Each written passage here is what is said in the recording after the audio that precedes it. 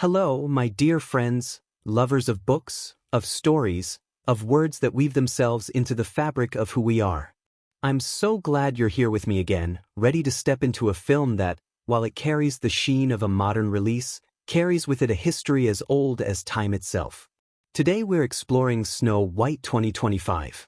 Before we begin, I'd love to ask, kindly and with all sincerity, that if you enjoy our conversations, if you find yourself taking something away from these moments of reflection, do consider liking and subscribing. It's not about numbers to me, it's about creating a space where those who crave deeper, more intellectual explorations of cinema can gather. And I should say this clearly, what follows is not a traditional review. It's not about whether a film is good or bad. This is an intellectual, theoretical, and critical analysis, crafted especially for those of you with a literature background, those who find joy in untangling themes, in peeling back layers, in letting story resonate on a symbolic level.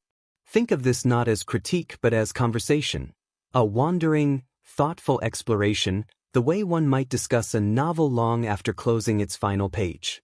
What drew me into this film wasn't simply the spectacle, though spectacle it certainly has, but the way it felt like a palimpsest, a story layered upon stories, a rewriting of a tale I first encountered as a child, one that has followed me quietly into adulthood. I still remember, vividly, reading the old fairy tale in a thin, dog-eared book my grandmother kept by her bedside. The illustrations were faint, almost faded with age, but there was something haunting about the simplicity of it. The apple, the mirror, the forest, the sense of danger cloaked in beauty. Watching this new iteration, I found myself slipping back into that childlike awe, but also approaching it with the sharpened lens of someone who has studied stories, symbols, myths. It was like holding two selves at once, the wide-eyed child and the analytical adult, each whispering different truths into my ear. The film wastes no time in weaving atmosphere. From the first frame, I felt a strange blend of comfort and unease. There is something almost uncanny about seeing a story so deeply ingrained in cultural memory unfold again, but this time with new voices, new faces, new interpretations. It felt like looking at a reflection in a warped mirror, recognizable, yet shifted. And isn't that precisely what stories do when they are retold? They reflect us differently each time, showing not only the tale but also who we are in the moment of experiencing it. At its heart, the narrative unfolds in familiar beats. A young woman, striking not only in beauty but in spirit, finds herself the target of envy and cruelty. A mirror, or perhaps, more accurately, what the mirror represents, becomes the tool through which vanity festers into violence. A poisoned apple, deceptively simple, conceals a deathly trap. And somewhere in between are the woods, a space both terrifying and liberating, where exile becomes the soil of transformation. I won't spoil everything. There are surprises here, twists that reimagine the story in ways that startled me, but even in its most recognizable turns, the film leans into the tension between tradition and reinvention. What fascinated me most was the way the narrative teases its central relationships, particularly between the heroine and the woman who seeks her downfall. It's not painted in flat strokes of good and evil. Instead, it edges closer to tragedy, a story of two women bound not only by opposition but by a strange, mirror-like connection. Watching them, I was reminded of how often literature presents us with characters who are not enemies so much as reflections of one another, distorted and conflicted. It brought to mind Shakespeare's rivalries, the way Hamlet sees pieces of himself in Laertes, or how Macbeth and Banquo, though different in destiny, share a parallel path until it violently diverges. The plot, while rooted in archetypes, breathes with moments of genuine surprise. There's a chase sequence through the forest that lingers in my mind, not because of spectacle, but because of how it used the woods themselves as a character. Branches seem to close in like hands, light fractured into uneasy patterns, silence pressed down with a weight almost unbearable. I've always believed that forests in fairy tales represent more than just danger. They are thresholds, places where the familiar dissolves and one must confront the unknown within. In this film, that symbolism is brought to life in a way that felt visceral. I could almost smell the damp earth, feel the cold bite of fear in the air. And then there is the apple, oh, how the film lingers on that fruit. The camera caresses it, light glistening on its skin, red so vivid it borders on the unnatural. I couldn't help but think of how often apples appear in our cultural imagination, from Eve in the garden to the golden apple of Eris that sparked the Trojan War. An apple is never just an apple, and here, it becomes almost unbearable in its symbolism. It is temptation, danger, desire, all condensed into a single object. When the heroine reaches for it, I felt a tug in my chest, knowing what was coming, yet unable to look away. Of course, the story teases us with more than simple repetition of the familiar.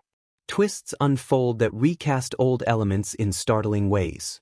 The dwarves, for instance, are not merely quaint companions. They carry their own complexities, their own shades of light and dark. Their role in the story feels less like comic relief and more like chorus, voices that both aid and complicate the heroine's path. And there are moments, particularly near the climax, where what we expect is subverted, leaving us to question the very nature of salvation, of what it means to be awakened, to be seen, to be chosen. For me, what resonated most wasn't any single twist or spectacle, but the undercurrent of melancholy woven throughout. Fairy tales, when stripped back to their roots, are rarely cheerful. They are stories about survival, about the harshness of envy, about the cruel bargains life often demands. This film doesn't shy away from that.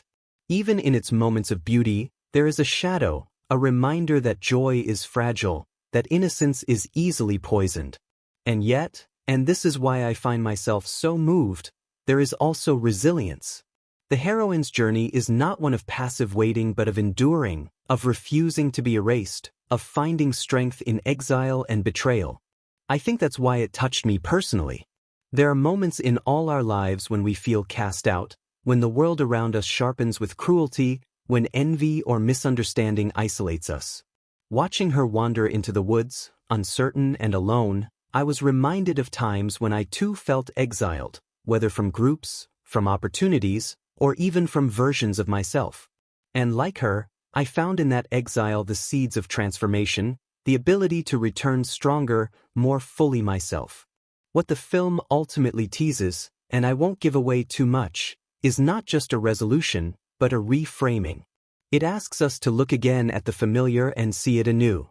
It asks us to consider who truly holds power, who truly sees clearly, and whether the mirror we all secretly consult, whether literal or metaphorical, tells us the truth, or merely what we are afraid to believe. That's the beauty of it, really. This isn't just a fairy tale retold. It's a meditation on envy, on beauty, on resilience, on the way stories shape us. Watching it, I felt as though I was in conversation not only with the film but with centuries of storytellers before it, all whispering their variations on this tale into the collective ear of humanity. And here I was, just one more listener, carrying it forward, letting it reshape itself inside me. And so, dear friends, I invite you to stay with me as we unravel more of this together, not as a checklist of plot points, but as a journey into themes, symbols, echoes of myth and memory. Because that's what makes a film like this endure, not its surface, but the way it roots itself into the soil of our imaginations, waiting, like an apple on a tree, to be noticed, to be picked, to be tasted. When the story begins, it doesn't simply announce itself with grandeur. Instead, it arrives like a whisper. The camera opens onto a kingdom draped in winter light, a world that seems caught between beauty and fragility. I remember the first time I saw that opening frame, a snowfall drifting across gray skies, the faint chime of bells echoing in the distance, and I thought to myself, this feels less like a beginning and more like the memory of one. It sets the tone for everything that follows, familiar yet unsettled, as though the world itself remembers its own story but is struggling to tell it correctly. At the center of this world is a queen. Not the stepmother we anticipate just yet, but the queen who will bring a child into the world. She is not a caricature of maternal goodness but rather a woman carved with sharpness and grace, weary from the weight of ruling, but with eyes that soften when they look upon the snow. In one of the most delicate moments, she pricks her finger while stitching against the whiteness of winter, and drops of blood fall on the fabric like stains of fate.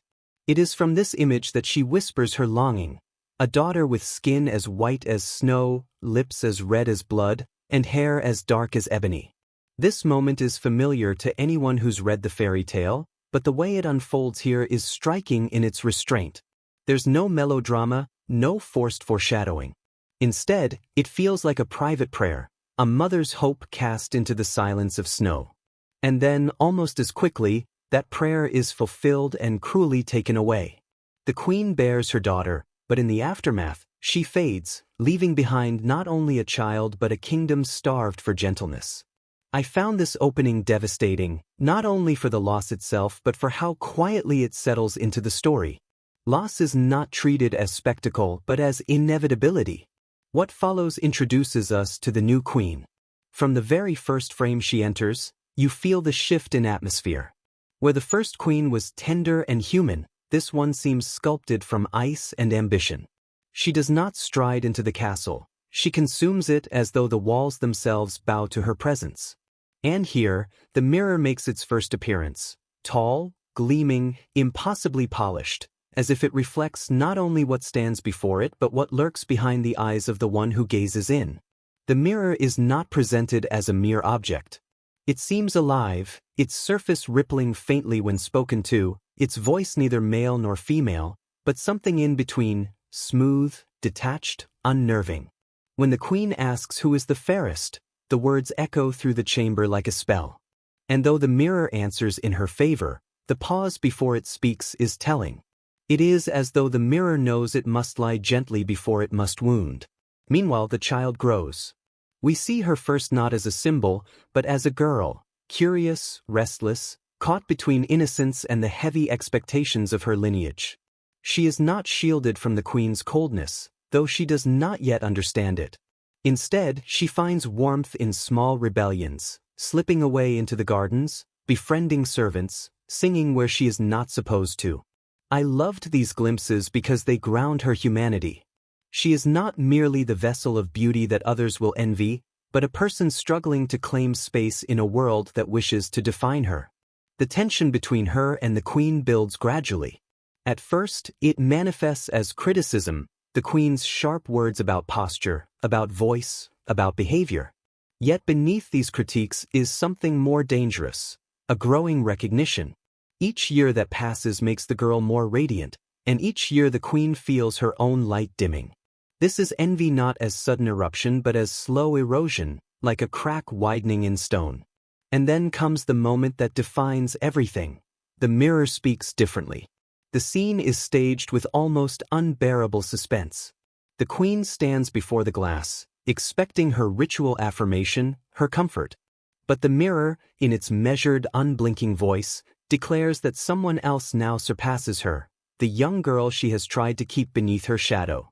The silence after this revelation is more chilling than any scream. You see the queen's face falter, not into rage but into something more terrifying, fear. For envy, I think, is always rooted in fear, fear of being forgotten, of being replaced, of being irrelevant. This is where the story pivots into danger. The queen's mask of civility begins to slip, and what lies beneath is ruthless calculation. She summons the huntsman, a man carved from rough loyalty, his face etched with the weariness of someone who has long been used as a tool of others' wills. She orders him to take the girl into the forest, to kill her, and to bring back proof, a token soaked in blood, a heart as evidence. I remember gripping my seat in that moment, not because I didn't know the story, but because the way it unfolded here gave it new immediacy. You could feel the weight of the order, the moral collapse it demanded. The sequence in the forest is among the most powerful in this portion of the narrative. The huntsman leads the girl deeper into the woods, his silence heavy, his movements clumsy with hesitation. She, unsuspecting at first, asks questions, marvels at the trees, tries to make sense of why she has been taken so far. The woods themselves seem alive, shadows twisting, branches clawing, air thick with damp. When the huntsman finally raises his blade, the moment stretches unbearably. Her eyes widen, not with the recognition of betrayal, but with confusion, and that confusion breaks him. He cannot kill her. Instead, he collapses into confession, urging her to flee, to run deeper into the forest where the queen's reach cannot easily follow. That choice changes everything. The girl does not die, but she is severed from the world she knew. The huntsman returns with a false heart, animal, not human, and the queen, though temporarily appeased, remains restless, as though sensing the deception. Meanwhile, the forest becomes a new stage of transformation. The girl wanders through thickets and clearings, her fear palpable, yet there is also wonder in the way the camera lingers on small details. Mushrooms glowing faintly in the underbrush, streams murmuring secrets, creatures watching from the shadows.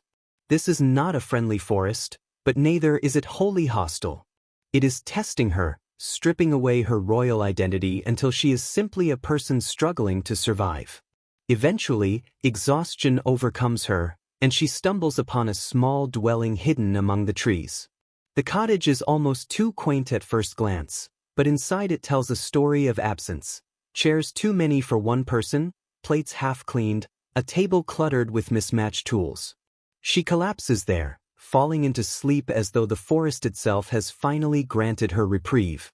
The arrival of the house's inhabitants is staged with both humor and gravity.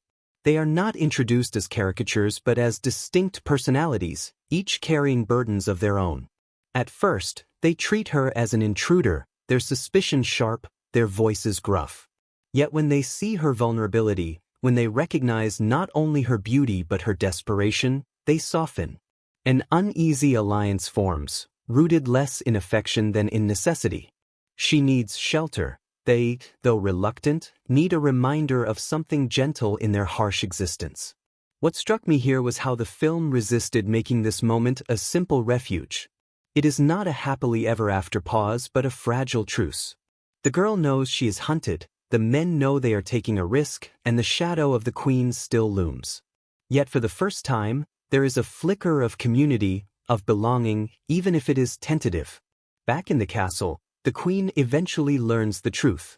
The mirror, unflinching as ever, reveals that the girl still lives, that the huntsman's betrayal has spared her. The queen's fury here is volcanic, but beneath it, again, is terror. She realizes she must take matters into her own hands. And so she begins to plot, not with armies or orders, but with the intimacy of disguise, of deception. She will not simply command the girl's death, she will deliver it herself. It is in this shift, from queen to witch, from ruler to predator, that the story's stakes deepen. The girl may have found temporary safety, but the danger now comes not from hired hands but from the very heart of envy itself, clothed in cunning and malice. And though she does not yet know it, her true test has only just begun.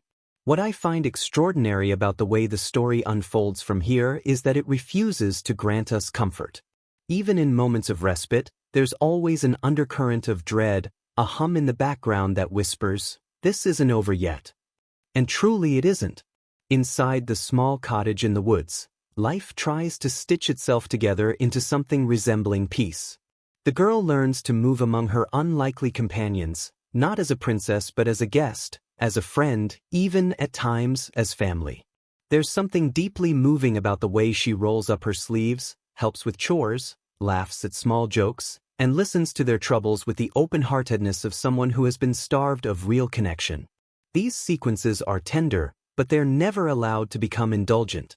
They serve a purpose. They show us not only her resilience, but her growth.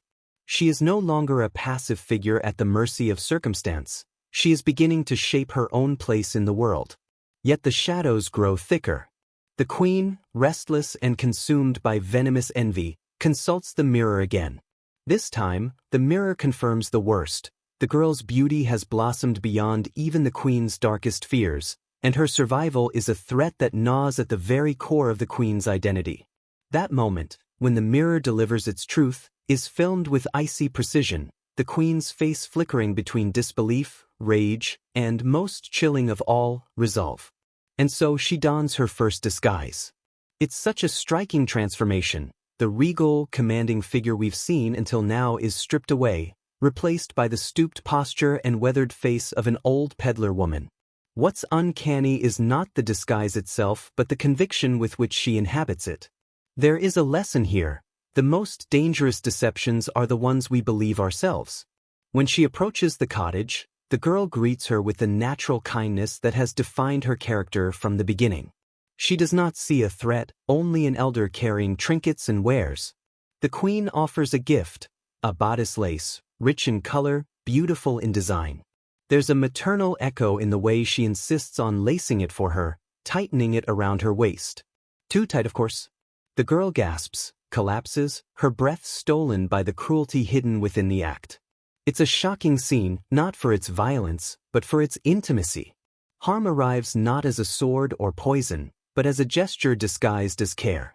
When the men return and find her motionless, the grief is palpable. They untie the lace, revive her, and she lives again. But the danger is now undeniable. She is no longer naive about the queen's intent. She knows she has been hunted, nearly lost. Yet even here, she refuses to harden completely. That's something I love about her arc. She grows wiser, yes, but she never becomes bitter. She holds on to her openness, even when it endangers her. The queen, upon learning of the failure, is enraged but undeterred. She transforms again, this time offering a comb, seemingly harmless, but laced with poison. Once more, the pattern repeats. The disguise, the gift, the false kindness masking lethal intent. Once more, the girl falters, collapses, only to be revived by those who love her enough to guard her. It's easy to ask, why doesn't she learn? Why does she keep trusting? But I think that's precisely the point. She isn't foolish, she's human. To close herself off entirely would mean losing what makes her unique, what makes her capable of inspiring loyalty and affection. Her willingness to see good even in strangers is not a weakness but a radical strength, one that, though it nearly costs her life, ultimately defines her survival. And then comes the final act of deception, the one so deeply embedded in our cultural memory, the apple. The queen's preparation for this moment is filmed with a ritualistic gravity, as though she knows this must be her masterpiece. She mixes, stirs, chants. The apple gleams red with a seduction that borders on holy. When she appears again at the cottage, the disguise is perfected, the performance flawless.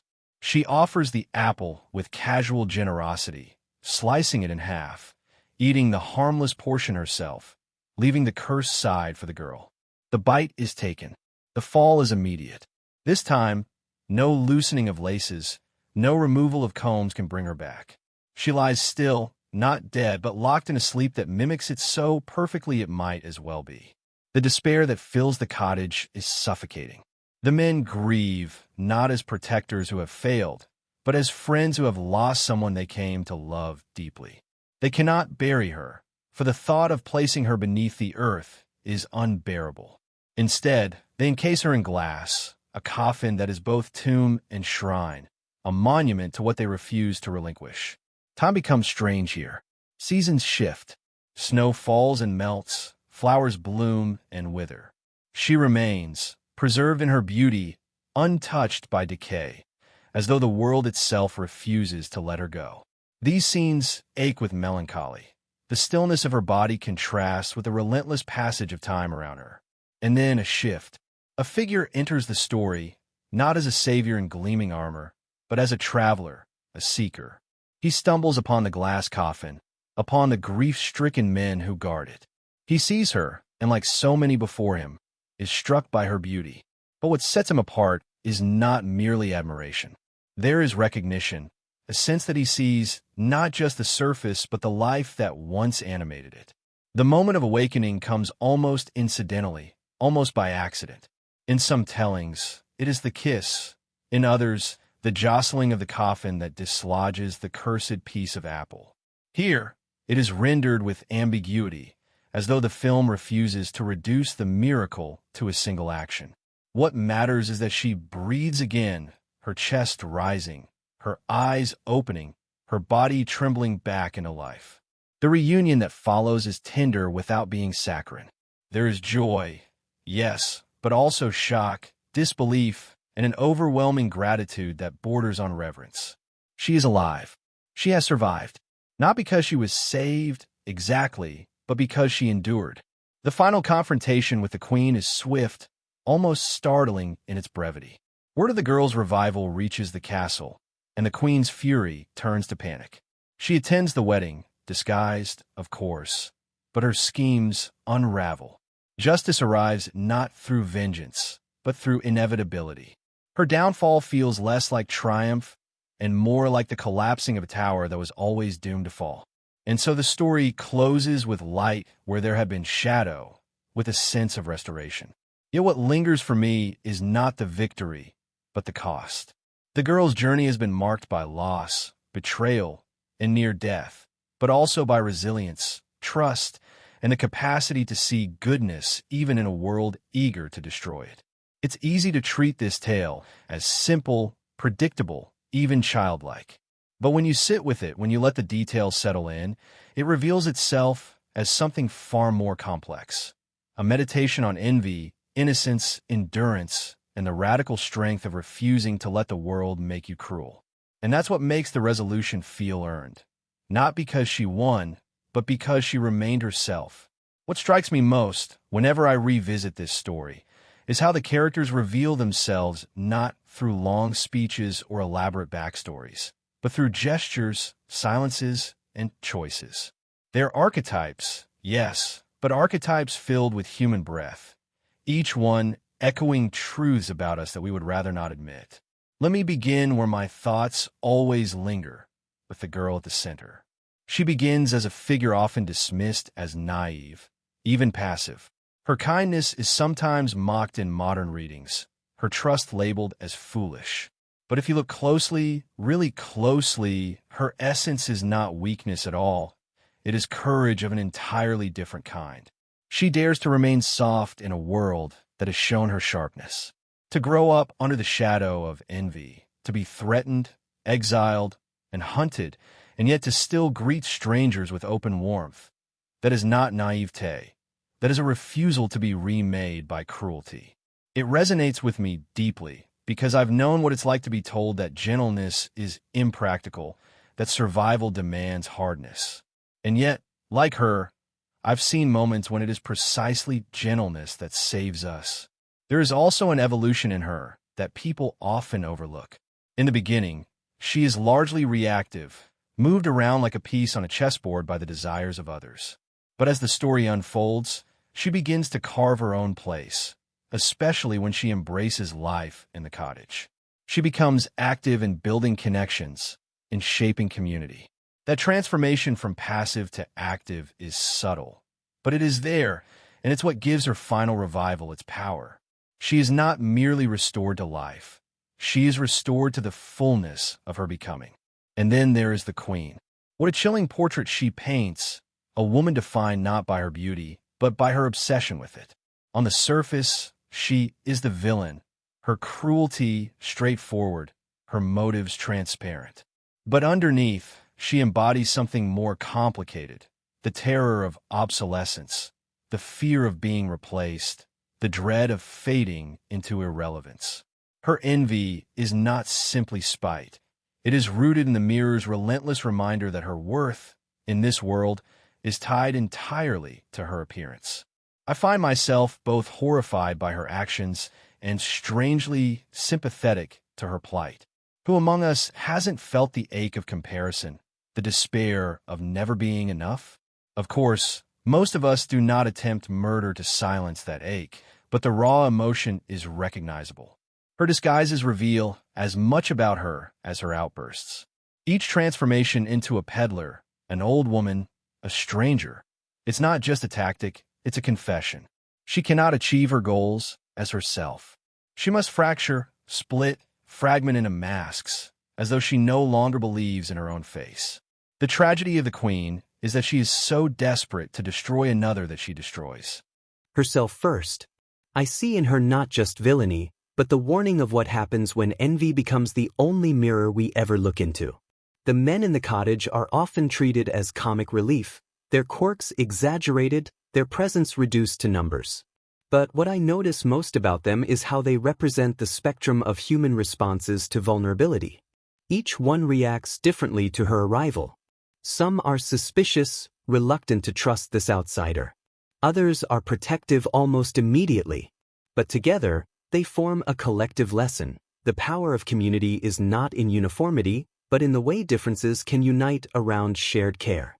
Their love for her is not romantic, not even particularly sentimental. It is grounded in daily life, in working together, in watching over her. There's something quietly radical about that her survival depends not on a single hero, but on a group willing to share their space, their food, their lives. And speaking of heroes, let us not ignore the figure who arrives at the end, the one who breathes life back into her story. He is a strange character, precisely because he enters so late, almost an afterthought. In many tellings, he is flat, defined by his admiration of her beauty and little else. Yet, if we consider him critically, there is something symbolic about his timing. He does not fight battles for her. He does not slay dragons or confront villains. Instead, he encounters her in death, or what appears to be death, and recognizes her worth. His role is not to rescue her from external danger, but to affirm that her life is still hers, still valuable. To me, he represents the world finally catching up to what she has always been. But perhaps the most haunting character is the mirror. It speaks little, only when asked, and yet its words drive the entire narrative. It is not alive, not human, but it embodies the role of truth-teller, or at least, the role of one who defines truth. And this is where it becomes complex. The mirror does not lie, but it also does not comfort. Its truth is blunt, merciless, a weapon in the wrong hands. It makes me wonder, what if truth, delivered without compassion, is as dangerous as any lie? The queen clings to the mirror's words as though they are law, but in reality, they are only reflections of a shallow measure of worth. In that sense, the mirror becomes a character we might recognize in our own lives, the voice of comparison, the unyielding standard, the inner critic that insists we will never measure up. Even the apple deserves to be considered as more than a prop. It is temptation made visible, the ordinary object transformed into the extraordinary symbol. The apple is the queen's final disguise, her masterpiece of deceit, beauty on the outside, death on the inside. But it also reflects the girl's essence, because she accepts it not out of greed but out of trust. She eats not to gain power or knowledge, but because she believes in the kindness of a stranger. And that is what makes it tragic. The apple is not just poison, it is betrayal crystallized into fruit. When I think about all these figures together, what emerges is not a tale of good versus evil in the simplistic sense, but a meditation on the ways people respond to the inevitability of change. The girl embraces it. She grows, adapts, survives. The queen resists it. She fights, disguises, destroys. The men learn to accommodate it, opening their home and hearts to someone who alters their lives. The prince accepts it, stepping into a story already in motion, allowing himself to be changed by what he finds. And the mirror reflects it, coldly, relentlessly, without care for the damage it causes. It makes me think of how stories endure not because they are fantastical, but because they are true in ways that feel uncomfortably close. Haven't we all been the girl, holding on to kindness when the world tried to harden us? Haven't we all been the queen, gazing into our own mirrors, tormented by comparison? Haven't we all relied on the unexpected shelter of others, or been jolted awake by recognition when we thought all was lost? And in this way, the characters are not distant figures in a fairy tale. They are us. They are the parts of us we hide, the parts of us we celebrate, the parts of us we fear. That's what makes the story so enduring, not that it is about royalty and magic, but that it is about the daily battle of choosing who we will be when envy whispers, when cruelty tempts, when trust feels dangerous. The girl, the queen, the companions, the mirror, even the apple, each one is a reflection, a fragment of the human soul. And when the credits roll, when the story closes, what lingers is not their distance from us, but their proximity. They are not figures of legend. They are us, laid bare, dressed in fable so that we might dare to look at them. What has always amazed me about stories like this is how much mystery surrounds not just what unfolds on the screen, but what lingers behind it. When we sit in the darkened theater, eyes fixed on the glowing images, it feels so seamless, every frame polished, every sound deliberate, every movement intentional. And yet, what we see is only the surface. Beneath that shimmering illusion lies a chaos of accidents, near disasters, inspired improvisations, and quiet miracles that no audience would ever suspect. To me, these behind-the-scenes secrets often feel stranger and more haunting than the fairy tale itself. They're the secret pulse of the movie, the heartbeat hidden just beneath its skin. I remember the first time I started digging into these oddities. It was like discovering that the walls of a familiar house had hidden rooms, doors I'd never opened. Suddenly, I was seeing everything differently. A single scene I once thought of as light and magical was revealed to be the product of dozens of small struggles. An actor who fainted under the heavy costume, a camera jammed at the worst possible moment, a line rewritten in panic seconds before the shot. And what struck me most was how these accidents often made the film better. Perfection wasn't planned. It was stumbled into. Take, for instance, the strange choice of the forest sequence, that hallucinatory, shadow-soaked passage where the girl flees into the woods, and the trees seem alive, clawing, whispering, trapping her. It has always been a disturbing moment, especially for younger viewers. But what most people don't know is that the uncanny effect wasn't entirely intentional. The original design had been gentler, softer, more dreamlike than nightmarish. But a freak accident on set changed everything. A lighting rig failed, plunging half the set into darkness. Shadows stretched unnaturally across the artificial trees, and the camera, rolling almost by mistake, captured something eerie and uncanny. Instead of reshooting, the director leaned into it, realizing that the unplanned terror gave the sequence a raw power no careful design could match. So that sense of unease we all feel when watching her stumble through the forest isn't just crafted, it's born of a technical failure that transformed into art. Another oddity lies in the apple, that perfect, glossy red fruit, which has become as iconic as any glass slipper or magic lamp. During production, the team experimented with over 100 different props, none of which seemed right. Real apples looked dull under the studio lights. Wax replicas melted, painted would appear too stiff. Then, one of the prop makers, frustrated beyond belief, borrowed a technique from pastry chefs, glazing an actual apple in layers of edible shellac mixed with food dye. The result was so unnervingly flawless that it seemed unreal, a fruit too perfect to exist in nature. The cast reportedly avoided eating apples on set afterward because the sight of that uncanny prop made them uneasy. It's strange to think that something so simple, a piece of fruit, required more innovation and obsession than some entire costumes. But that's the thing about film, the smallest detail can carry the weight of the entire story. And oh, the costumes. I think of them almost like characters in themselves. What I find fascinating is how much discomfort lurked beneath their beauty. The Queen's elaborate gowns, heavy with embroidery and velvet, were so weighty that the actress often needed help simply walking to her mark. There's a story of her collapsing in exhaustion after a long day of shooting, whispering to the director with dry humor, "This dress is the real villain." Meanwhile, the girl's dress, seemingly light and airy on screen, was in fact layered with hidden structure to hold its shape. The irony is delicious. The one who appears to float suffered from wires and stiff corseting, while the one who commands the screen in power was dragging around a costume so heavy it felt like a burden. The animals, too, carry their own strange tales. Some scenes employed trained animals, others relied on puppetry or early visual effects. But the oddest moment came when a live bird, meant to alight gently on the actress's hand, instead flew directly into a lighting fixture, causing chaos on set. Miraculously, the actress kept her composure, improvising by simply extending her arm and smiling, as though waiting patiently. The handlers rushed to calm the bird, but in that moment the director saw something magical, her calmness amid chaos. That shot never made it into the final cut, but the energy of it shaped the rest of the sequence. Sometimes, it's not what is captured, but what is lost, that leaves a strange fingerprint on the art. Even the mirror has its secrets. The prop was not simply reflective glass, but a carefully constructed combination of polished metal and hidden projection.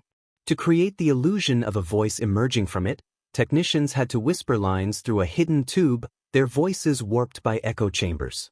On certain days, the setup malfunctioned, and the actress playing the Queen had to deliver her lines into silence, pretending to react to a voice that wasn't there. Some said it added an edge to her performance, a sense of paranoia, of listening to something that might not exist.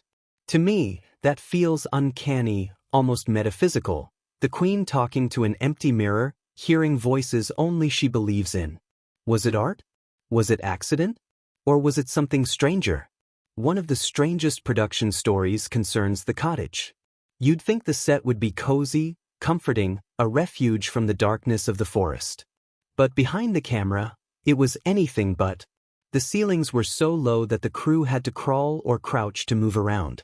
Lighting equipment barely fit. Camera operators bumped their heads constantly. And because of the cramped design, the air grew stiflingly hot under the studio lamps. It's said that the laughter you hear in some of the lighter scenes was not entirely acting. It was the delirium of cast and crew trapped in what felt like a suffocating dollhouse. I find it ironic that the cottage, which represents safety and community in the story, was a kind of claustrophobic nightmare for those who built it. There's also something strange about how the final moments were filmed, the moment of revival. It looks serene, effortless, almost otherworldly. But in reality, it took weeks of failed attempts. The prop coffin was so reflective that every camera showed up in the glass, ruining the shot.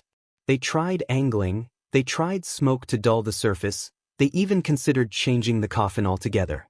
Finally, one of the junior crew members suggested layering the glass with an invisible film designed for storefront displays. That small, almost desperate idea saved the entire sequence. It's odd to think that the climax of the entire film, the moment audiences remember most, hung on an overlooked piece of retail technology. And then there are the myths that spread around the set, whispered like ghost stories. Some crew members swore the mirror was cursed. Others claimed the apple, left overnight, never rotted, no matter how many weeks passed. Superstitions grew, not because anyone truly believed them, but because the story itself seemed to invite the uncanny. When you spend months surrounded by tales of poisoned fruit, enchanted objects, and voices from mirrors, it begins to seep into you. I can almost imagine them, late at night, lingering on set after everyone else had gone home, looking uneasily at a prop that seemed to stare back. Even the editing carried its share of oddities. One reel was mysteriously misplaced, found weeks later in a completely different studio. No one ever figured out how it ended up there. And when the editor spliced it back into sequence, he noticed something uncanny. The footage seemed sharper, brighter, almost more vivid than the rest. Some dismissed it as a chemical fluke in the film stock. Others, in hushed tones, wondered if the story itself had marked it. I don't believe in curses, but I do believe that stories sometimes carry energy, and maybe, just maybe, that reel bore a fragment of it. But perhaps my favorite strange fact is not eerie at all. It's quietly human. On the very last day of filming, the crew, exhausted and emotional, gathered together in the cottage set. They cooked a meal on the tiny stove, an actual meal, not a prop. They sat in the cramped little chairs, bumping elbows, laughing, eating together like the characters themselves. For a few hours, the boundary between story and reality dissolved. They weren't cast and crew anymore. They were a little family, sharing food in a house that would soon be dismantled, existing only on screen. To me, that is the strangest fact of all, that in the midst of illusions and artifice, something real emerged, fleeting but true. And that, perhaps, is what makes these behind-the-scenes tales so endlessly fascinating. They remind us that movies are not perfect machines but messy, unpredictable, almost living things. They are shaped by accidents, by human error, by strange coincidences that cannot be planned. The strangeness is not a flaw. It is the soul. When we learn these stories, we watch the film differently. We no longer see it as a polished object handed down to us, but as a tapestry woven of chance and chaos, of human struggle and human joy. In the end, these facts, the cursed mirrors, the collapsing costumes, the uncanny apples, the laughter in the suffocating cottage, feel almost like a second story hidden beneath the first. A story of humans wrestling with magic, not just on screen, but in reality. And isn't that, in a way, the truest fairy tale of all? What has always struck me when reflecting on this story is how the major events don't just serve as plot points. They feel like emotional thresholds, the kind of symbolic doors you step through and never quite return from the same person. Watching them unfold, I found myself less concerned with the mechanics of what happens and more drawn to the lingering resonance of what it means. Every turn in the story felt layered. A narrative beat, yes, but also a moral parable, a psychological portrait, and in some ways, a mirror for our own anxieties and longings. That's what makes the film so much more than entertainment. It's an experience that stays in your bones. Take the beginning, for example, where innocence is so fragile it seems to tremble like a candle flame in a draft. The early world is painted in tones of safety, warmth, and almost too perfect simplicity. But this perfection is not accidental.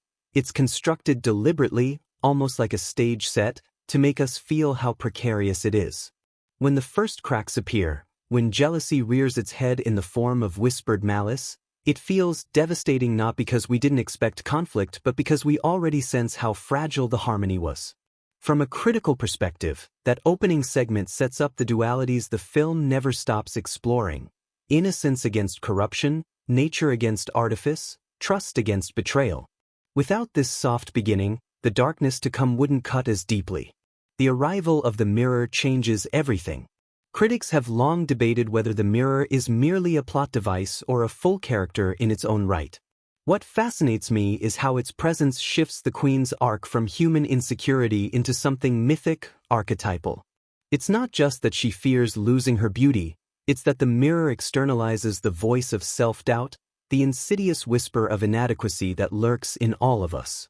Watching her lean closer, waiting for its verdict, I felt a chill not because of her cruelty but because I recognized the act itself. Who among us hasn't leaned too close to our own reflection? Not in glass, perhaps, but in the imagined judgments of others. This event, the conversation with the mirror, is both intimate and terrifying. It is the moment the story shifts from personal rivalry into cosmic struggle, because once you externalize doubt, it begins to rule you.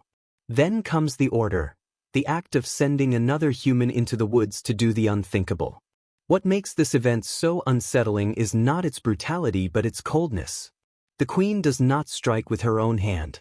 She delegates. And that, from a critical perspective, is the true horror. Evil here is not passion but bureaucracy. Violence becomes an errand, cruelty a task performed at a distance. When the reluctant servant hesitates, clutching the blade but trembling, the scene crystallizes the theme of moral choice. In that moment, he is every human caught between obedience and conscience.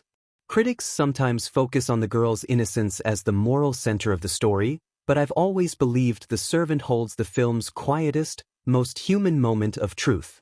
He chooses mercy, and that small rebellion ripples outward, saving not only her life but perhaps his own soul.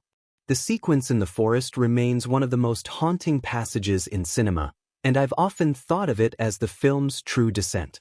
Watching her stumble, clutching at branches that seemed to claw at her, I felt something almost primal stirring. Critics often describe it as a surreal dreamscape, but for me, it reads more like a cinematic panic attack, rendered in foliage and shadow. Every tree looms as a threat, every root conspires to trip her. Yet the deeper resonance lies not in fear alone but in transformation. She enters the forest as a girl fleeing death and emerges as someone tempered, scarred, and reshaped by trial. It's no accident that forests in folklore are always liminal spaces. They are the crucibles of identity, the places where innocence is burned away so that something stronger can be born. This scene does not just terrify, it baptizes her in fear, so that the rest of the journey becomes possible. When she discovers the cottage, the tone shifts dramatically, and I've always found that shift fascinating. Critics sometimes dismiss this segment as comic relief, but I think that misses the deeper function. The cottage represents the first true test of community. Unlike the isolated palace or the hostile forest, here she encounters a space already occupied, shaped by lives foreign to her own. Her decision to clean, to nurture, to make herself useful, on the surface, it looks like old-fashioned domesticity. But looked at critically, it becomes a symbolic negotiation. How do we earn belonging in a world not made for us? She carves a place for herself not by conquest but by care. It's a subtle reversal of power. Rather than taking through force, she gives, and in giving, she is welcomed. That, to me, is not comedy but quiet revolution. And yet, harmony never lasts in this tale. The Queen's return, armed with trickery, shifts the narrative into its darkest tones. The first attempt, with the laces, is a masterstroke of subtle horror.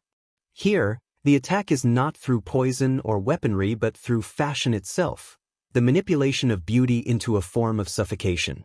Critics sometimes overlook how subversive this is. The very garments designed to enhance femininity become instruments of death. It's a searing commentary on the ways society often strangles women with its own ideals of beauty.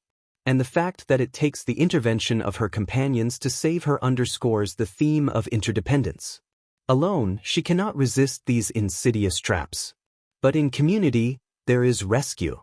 The second attempt, with the comb, intensifies the pattern. This time, it is not external adornment but personal grooming turned against her. A comb, the symbol of self-care, of order, of control over one's appearance, becomes the agent of collapse. Watching her slump, life drained, I felt a chill deeper than any jump scare could provide. Because here, the villain weaponizes not just objects but rituals of everyday life.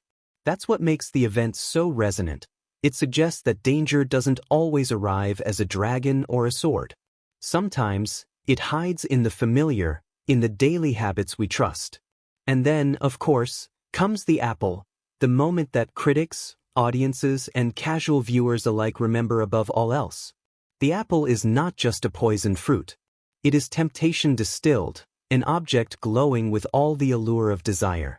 What fascinates me is how the scene lingers, how it seduces us as much as it seduces her. We know what will happen, we almost want to cry out in warning, and yet a part of us thrills at the inevitability. This duality, dread and desire intertwined, is the essence of tragedy. The bite itself feels less like a plot twist and more like a ritual act, the consummation of everything the story has been building toward. In that single moment, innocence dies, beauty falters, and the weight of mortality descends. Critically, the apple is also a mirror to the earlier moment with the servant. There, she was spared by mercy. Here, she falls by deception. Both acts reveal the fragility of life, how it hangs not on grand battles, but on tiny decisions. One man's compassion, one woman's misplaced trust. It is these contrasts that elevate the story beyond fairy tale simplicity into something enduring, something that speaks to the precariousness of being human. The reaction of the companions to her collapse is another crucial event. Their grief is raw, unpolished, almost uncomfortable to watch. And yet, it grounds a narrative in a way spectacle never could. Critics often point out that this is where the film risks descending into melodrama, but I disagree. To me, the grief is not exaggerated but necessary. Without it, the later resurrection would feel hollow. The sight of them gathered around her, devastated, transforms the story from individual tragedy into communal mourning.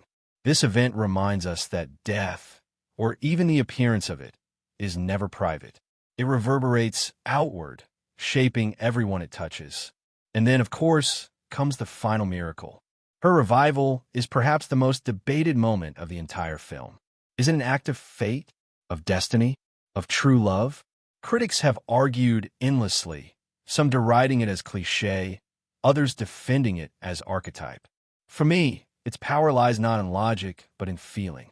It resonates because it affirms what we most want to believe, that death is not the end, that despair is not final, that love, however we define it, carries a force stronger than poison. The revival is not simply narrative convenience. It is thematic necessity.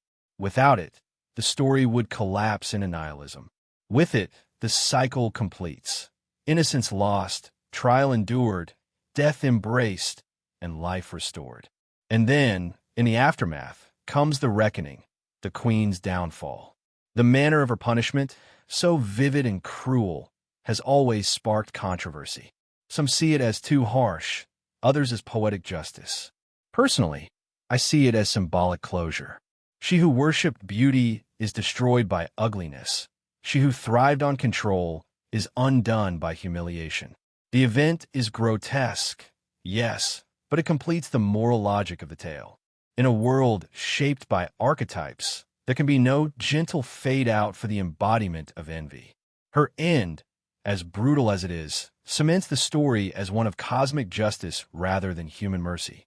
What fascinates me most is how these events, from the trembling beginnings to the harsh conclusion, continue to resonate long after the credits roll. Critics may argue over their execution, but audiences feel their weight instinctively. That's why the story endures. It is not simply about a girl, a queen, and a poison apple.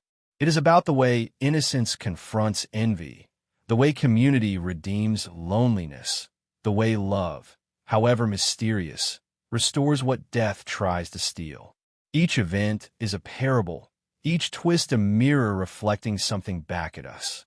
And when I think about the reception, both critical and popular, I find it unsurprising that opinions diverge. Some call it too dark, others too sentimental, still others too moralistic. But perhaps that's the secret. The events invite us to argue because they refuse to settle into one easy interpretation. They provoke, unsettle, and stir. And isn't that the mark of true art? That a poisoned apple, a dark forest, a shattered mirror can spark debates as fierce as any political discourse? That a simple fairy tale can hold, within its events, a mirror to our deepest fears and desires? For me, that's the resonance that lingers. Not the perfection of its craft, not the polish of its design, but the strange weight of its events. Each one like a stone dropped into the pond of my memory, sending ripples outward long after the story is done. And maybe that's why I keep returning again and again to these moments. Because in them, I see not just a story, but a reflection of myself, of all of us, stumbling through forests of our own, biting into apples we should resist, and still, somehow, finding resurrection in the most unexpected places. What always fascinates me about films like this is how seamless they appear on the screen, as though every detail, from the flicker of candlelight to the glint of a tear, simply appeared effortlessly, waiting to be captured. But the truth is never that simple. What we see in the theater is only the final layer of a tapestry woven with sleepless nights, strange accidents, whispered jokes on set, and more than a few strokes of sheer luck. For this film, that tapestry is especially rich, and every thread tells a story.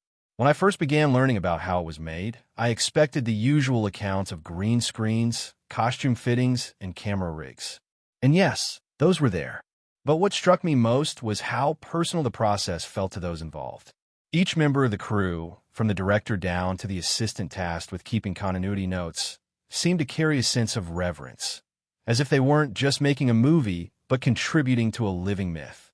That attitude shaped every choice, from the sweeping cinematography to the tiniest sound effect. Take the forest, for instance. You'd assume it was mostly CGI, given its surreal, otherworldly quality. But surprisingly, much of it was shot in real, painstakingly selected locations. The production team spent months scouring woodlands across Europe, finally settling on a mix of ancient forests in Germany and a few carefully planted sets built in soundstages back in London. The real forests offered something no computer could replicate: the unevenness of nature, the way sunlight filtered unpredictably through leaves, the crunch of damp earth underfoot. Yet they also brought headaches, unpredictable weather, invasive insects, and even a particularly stubborn owl that insisted on roosting directly above the main set. One crew member joked that the owl should have gotten its own screen credit, given how many takes were ruined by its screeches. And then there was the cottage. You'd think such a structure would be designed digitally, especially since it needed to look like something out of a dream.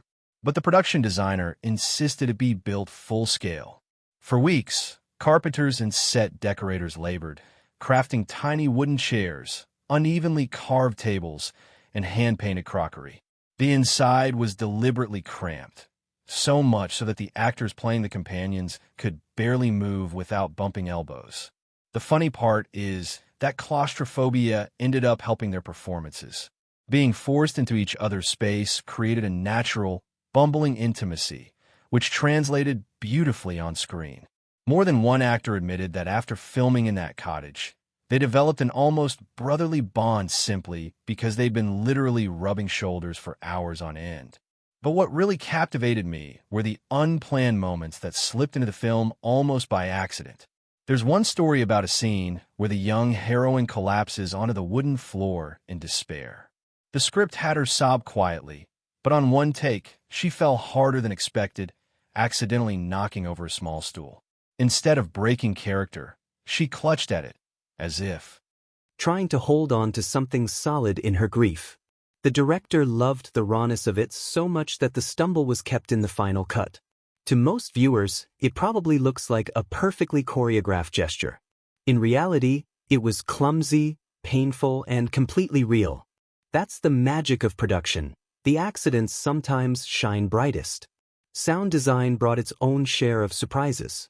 The forest's ominous atmosphere, with branches groaning and whispers riding on the wind, wasn't made by trees at all. Instead, the sound team spent hours recording old wooden doors creaking in a warehouse, then layering those groans with slowed-down audio of whispers recorded in a church. The combination gave an eerie resonance, half natural, half supernatural. And those bird calls you hear in the background? Many weren't birds at all but human voices pitched and distorted until they sounded otherworldly. I remember laughing when I learned that one particularly chilling screech actually came from a crew member imitating his cat in frustration. Imagine that, one man's pet-inspired joke becoming part of a cinematic nightmare. Costuming was another realm where art and accident collided. The Queen's gowns, heavy with embroidery and metallic accents, weighed close to 40 pounds each. The actress confessed that walking in them felt like dragging chains. On one occasion, the train of her gown got caught on a nail in the set floor, ripping an entire seam. Instead of panicking, she turned it into part of her performance, spinning dramatically as though the gown were a beast she needed to tame.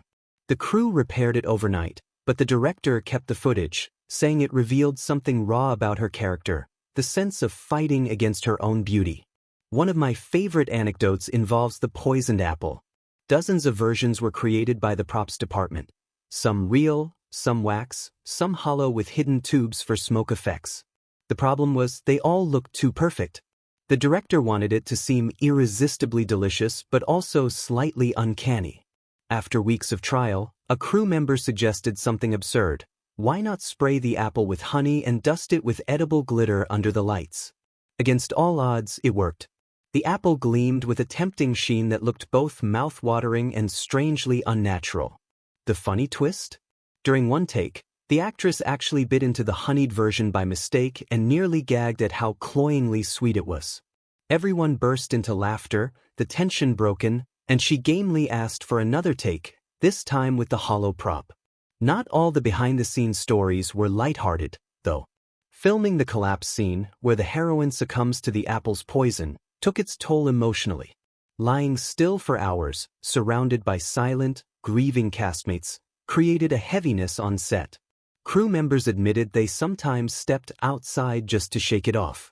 The actress herself later said that those scenes were some of the hardest of her career, not because of the physical stillness but because of the weight of embodying such profound loss. And yet, it's precisely that weight that gives the scene its power. The film asks her, and by extension, us, to confront mortality, and in doing so, it demands sincerity even in make-believe. The ending had its own quirks. The climactic resurrection scene was filmed multiple times with subtle variations. In one version, the moment of awakening was accompanied by a swell of orchestral music. In another, silence reigned, broken only by the sound of breath returning. The debate raged for weeks. Should it be grand or intimate? Ultimately, they chose intimacy, and I think it was the right call. That decision was shaped not by storyboards but by the instinct of the editor, who reportedly wept every time she played back the quieter cut. That's the kind of detail critics rarely mention, but it shows how emotional responses guide technical decisions. Sometimes, the most intellectual choice is also the most human one. There were logistical challenges too, of course. Horses refused to cooperate during key scenes, leading to hours of delays. Rainstorms destroyed carefully constructed sets. One time, a fog machine malfunctioned and filled the studio with such thick smoke that fire alarms went off, forcing an evacuation. Far from derailing the production, though, these mishaps became part of its lore. Crew members joked that the film was cursed by jealous spirits, much like its own storyline. And yet, they pushed through, driven by the sense that they were making something timeless.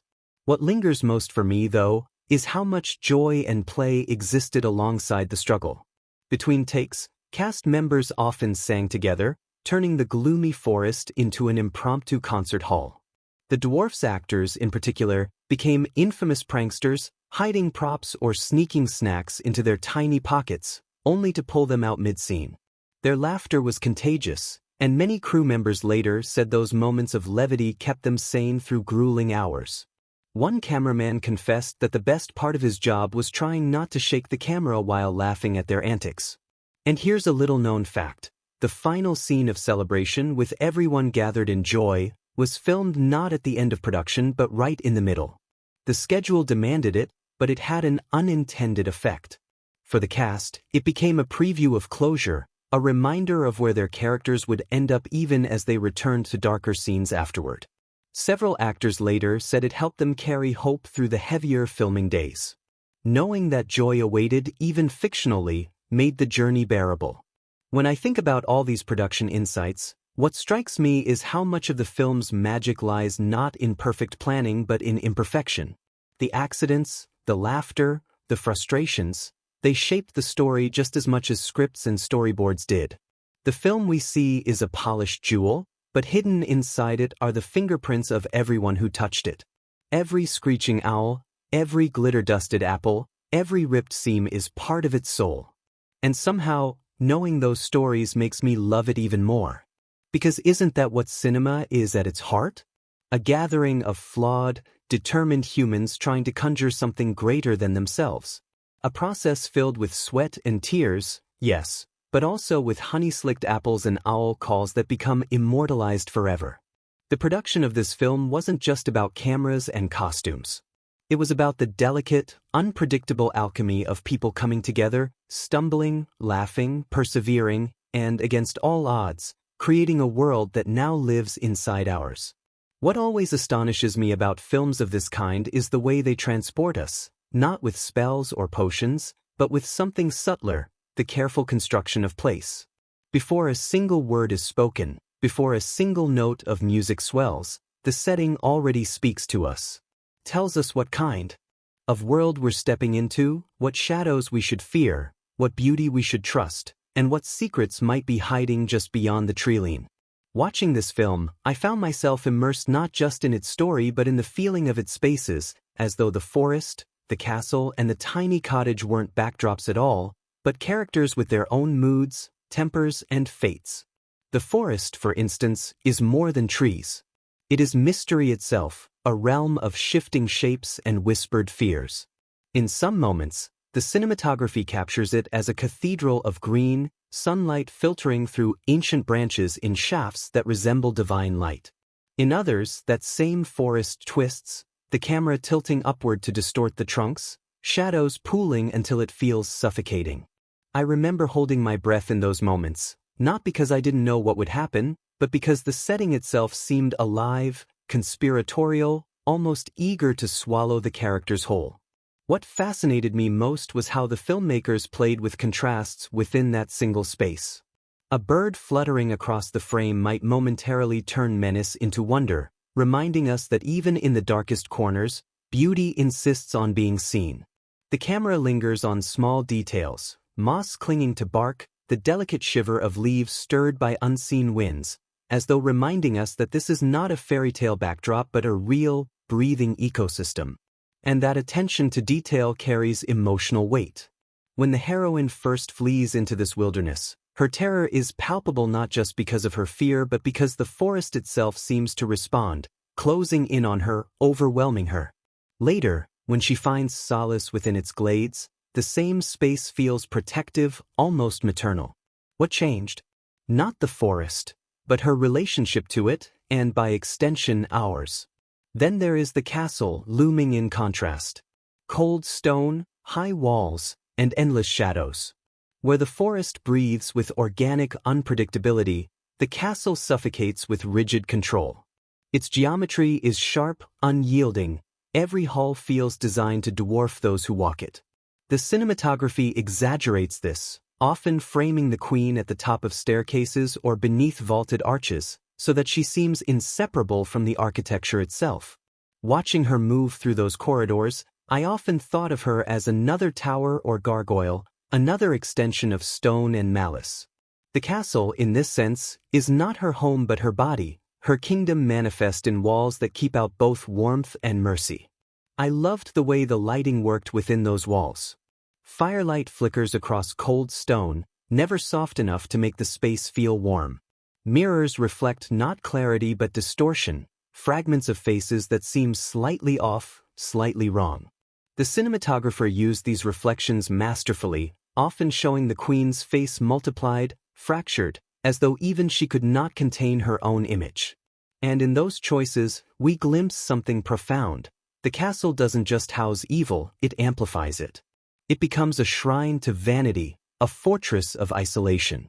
Every shadow, every echo, contributes to its suffocating spell. But perhaps my favorite setting, and the one that always tugs most fiercely at my heart, is the cottage. Small, crooked, tucked away like a secret, it feels almost laughably insignificant compared to the grandeur of the castle or the immensity of the forest. And yet, this is the heart of the story. Here, domesticity and intimacy hold sway.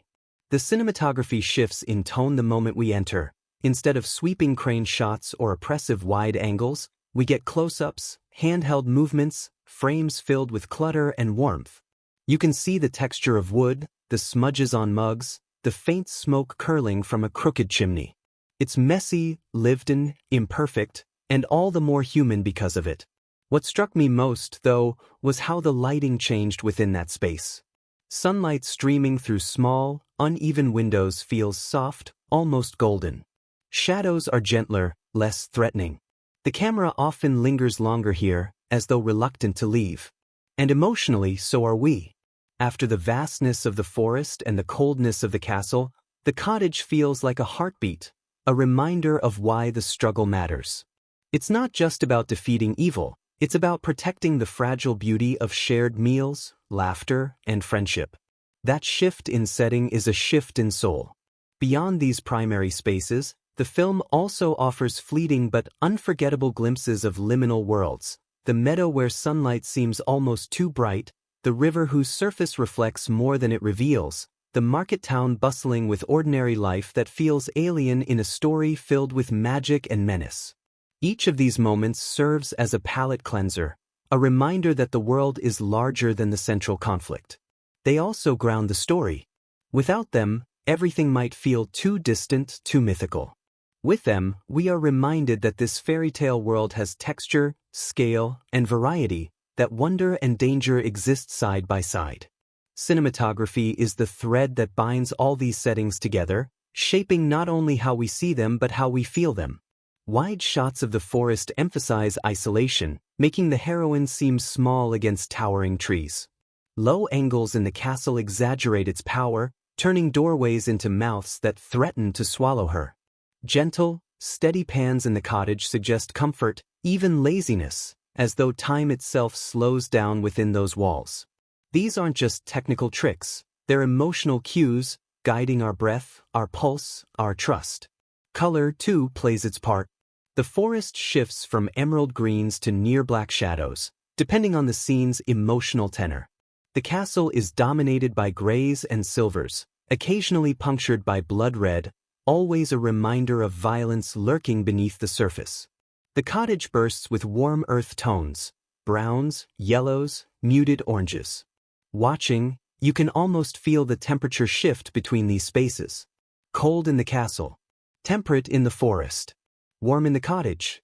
It's not just storytelling, it's sensory storytelling, drawing us deeper into the film's emotional climate. And then there are the smaller cinematic elements that almost slip by unnoticed, but once seen, cannot be forgotten.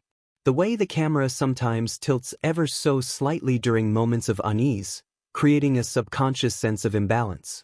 The way shadows are allowed to creep longer than natural, hinting at a world where darkness stretches farther than it should. The way close-ups linger on hands, trembling, clutching, releasing, reminding us that power, love, and despair all manifest in the simplest gestures. What makes this particularly powerful, I think, is how consistent yet unpredictable it feels. Every shot seems intentional, yet never mechanical. The world breathes and the camera breathes with it. That breathing is what makes the setting feel alive. I still remember one particular sequence where the heroine runs through the forest at dusk. The camera doesn't just follow her, it races alongside her, weaving between trees, blurring edges, letting shafts of light strobe her figure. You don't simply watch her run.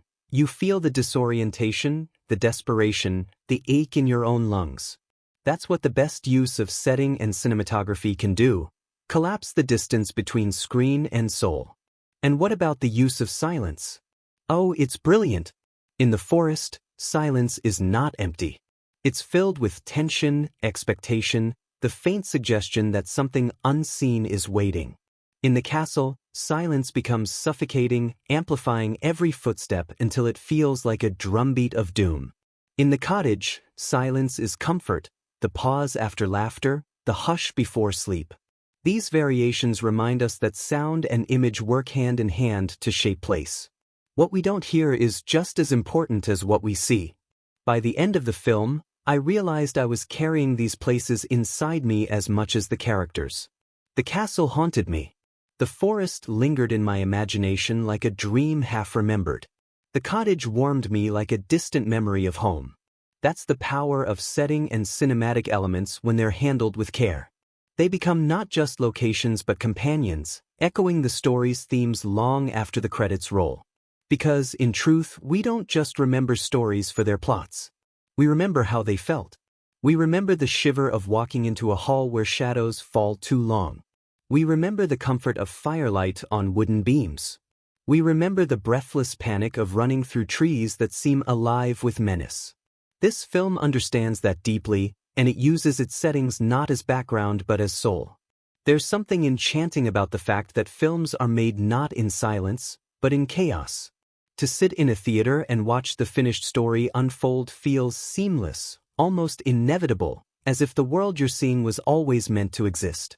But behind the curtain, the truth is much messier, filled with laughter, exhaustion, unexpected miracles, and the kind of fragile camaraderie that can only be born when 100 people are trying, against all odds, to build the same dream. That's what I love most about remembering this particular production, the way it reminds us that art doesn't come from perfection, but from the messy, human process of creation. Take, for instance, the forest scenes. On screen, the forest feels alive, dense, and atmospheric, but the actual shooting location was far less accommodating. Imagine mud up to your ankles, mosquitoes that seem to arrive in swarms at the sound of the director yelling, "Action," and unpredictable weather that changed faster than the crew could adjust lights.